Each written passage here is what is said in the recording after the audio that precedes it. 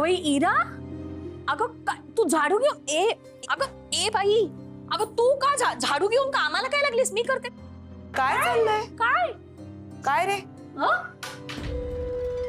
अगं माऊ, आम्ही तुला म्हणालो ना मगाशी, आजोबा सारखं म्हणतात घर घाण ठेवतात, घर घाण ठेवतात म्हणून. हो, पण मी तुम्हाला सांगितलं ना, तुम्ही नाही घर घाण ठेवत.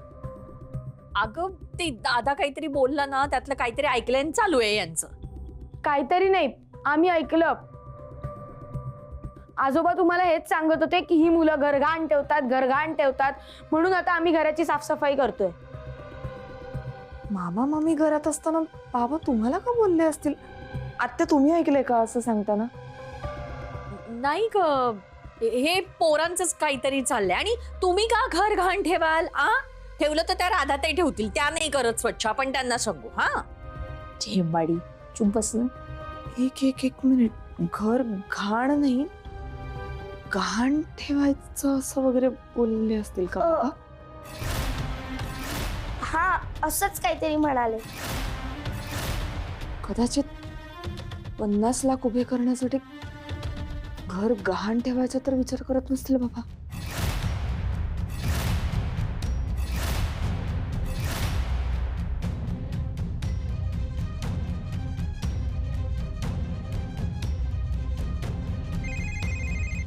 हा मामी बोल. हॅलो हॅलो हॅलो बाबू, ऐक, चक्कर नको येऊ देऊ. हे पाय, तू बाप आहे ना, तू घर घाण टाकायला निघाला. काय हा, तुझ्या बायकोच्या बिझनेस साठी. काय? हो ना, आता ऐकलं मी मा कानानं. बाबू, हा ठेव ना, काही सिरियसनेसच नाही. निलिमा आत्या, मला प्लीज खरं सांगा, घर गहाण ठेवण्याबद्दल बाबा काही बोलले होते का तुमच्याशी? म्हणजे तो सकाळी तसं म्हणाला होता. म्हणजे मुलांनी वेगळाच अर्थ काढलाय. अगं नाही, मुलं तर झोपली होती त्यावेळेला. नाही आत्याजी, आम्ही जागे होतो. अगं बाई, हो का?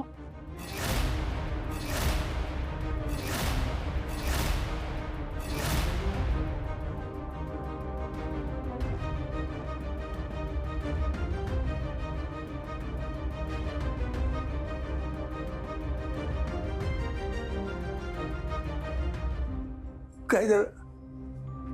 तुम्ही असं बघताय का माझ्याकडे? मी तुम्हाला विचारू शकते की तुम्ही आता कुठे गेला होतात? मी हा ते तू विचारू शकतेस ना, त्यात काय मोठंच. मी गेलो होतो ते बँकेत. कशाला? कशाला म्हणजे काय? काम असतात मला तिकडे. हो, पण म्हणजे आत्ता काय काम होतं? अगं खूप कामं असतात तिकडे. आपल्या घरासंबंधी होतं का काही? हा, सगळ्या म्हणजे घरासंबंधीच असतात ना. घर हे महत्वाचं असतं. मग घर गहाण का ठेवताय?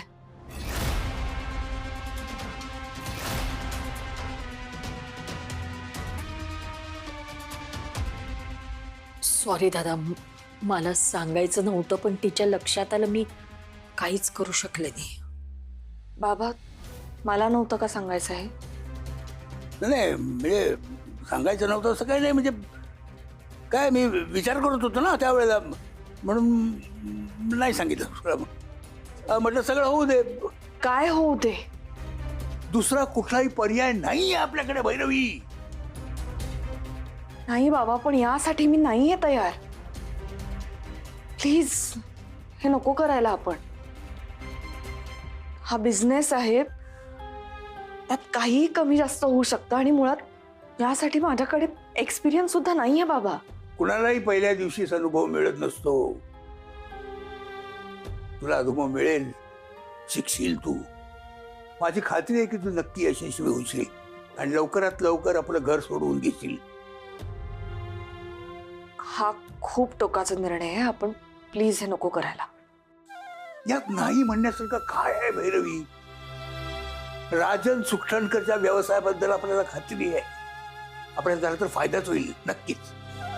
मला मान्य आहे, पण त्याच्यासोबत आपण जो कॉन्ट्रॅक्ट करतोय तो फार फार तर 1 किंवा 2 वर्षाचा असेल, कायमचा नाही.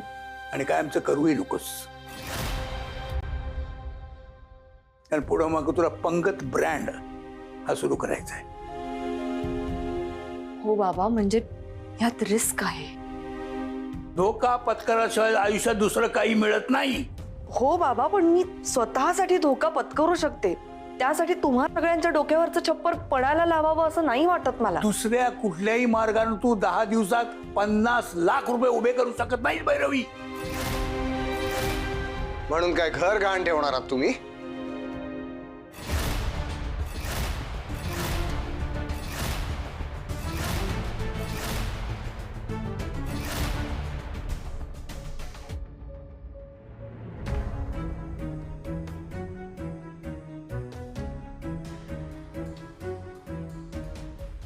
बातमी पोचली वाटतं तुझ्यापर्यंत.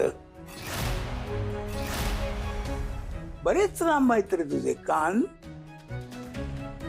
कोणाला विचारून घर गहाण ठेवताय तुम्ही? कोणाला विचारून? मला कोणाला विचारायला पाहिजे? मला नाही विचारलं तुम्ही. तुला का? मुलगा आहे मी तुमचा. दिवाळीच्या दिवसात सगळं कुटुंब एकत्र होतं. तुम्ही दिसला नाहीत कुठं. पाडव्याच्या दिवशी माझी सून तुमची वाट बघत होती, तेव्हाही दिसला नाहीत कधी. हा, मुलगा म्हणून तुम्ही घरात असायला हवं होतं, नाही का? असं नाही वाटत? हे बघा, हे सणवार वगैरे मला यात इंटरेस्ट नाही आहे. And that's my personal choice. या सगळ्याचा आणि घर गहाण ठेवण्याचा काय संबंध आहे?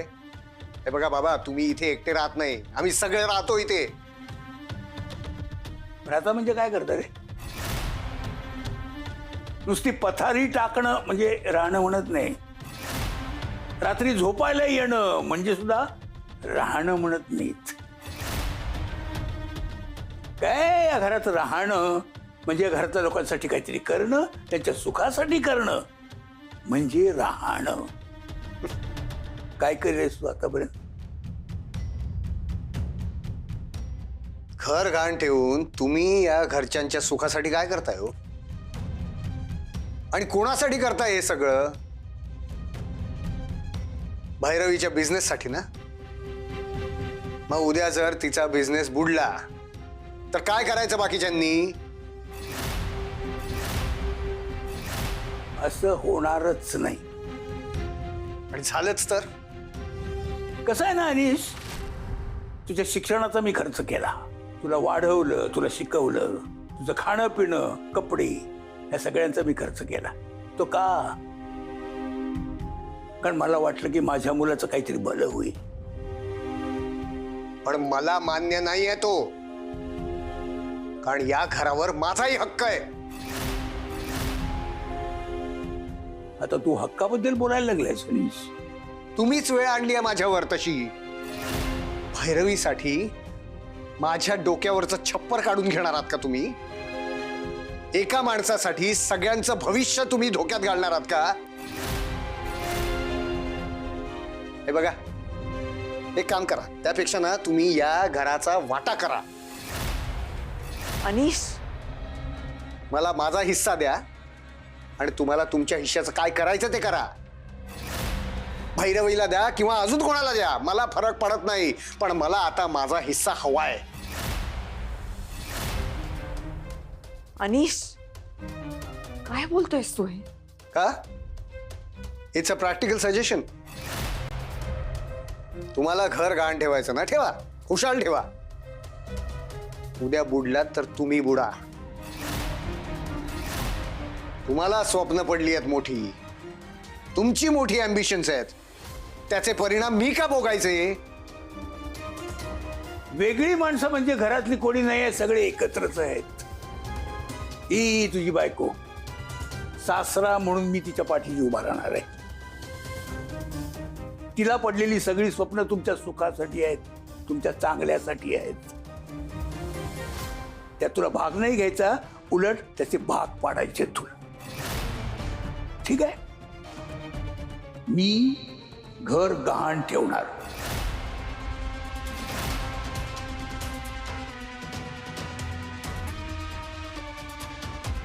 मी तुला वचन देतो अनिश, मी माझ्या सुनेसाठी 50 लाख रुपये उभे करणार.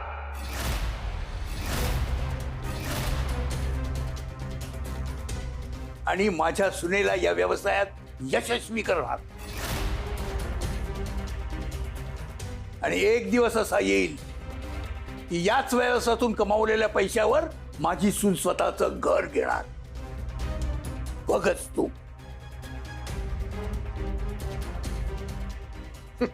बघू ना, पुढचं पुढे बघू. आणि आता घर गहाण हा विषय बंद.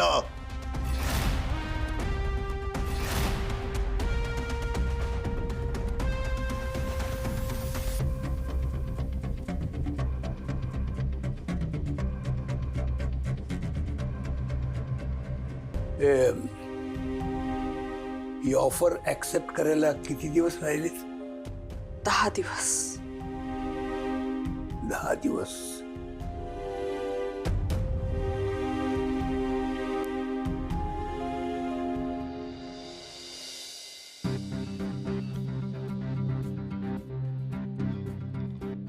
ए राजन सुकटणकर, परत परत माझ्या बायकोला का भेटतोयस तू? तुला मी स्वतः येऊन सांगितलं होतं ना, माझी बायको भैरवी तुझी ऑफर स्वीकारणार नाही. तुझ्याकडे पैसा आहे, मोठं नाव आहे, म्हणजे तुला काय वाटलं तू लोकांना विकत घेऊ शकतोस? माझ्या सोसायटीच्या आजूबाजूला जरी दिसलास ना, वाट लावीन तुझी. माझ्या बायकोला भेटायचं नाही, तिला कॉन्टॅक्ट करायचा नाही. पॉइंट नंबर 1, आता जर का मी इथे एक बेल दाबली ना, तर माझे सिक्युरिटी वाले तुला इथून उचलून बाहेर फेकून देतील. पॉइंट नंबर 2, माझी खरंच इतकी वरपर्यंत ओळख आहे ना, पुढच्या थोड्या वेळात तू जेलमध्ये असशील आणि नंतर पुढची बरीच वर्ष तिथेच असशील.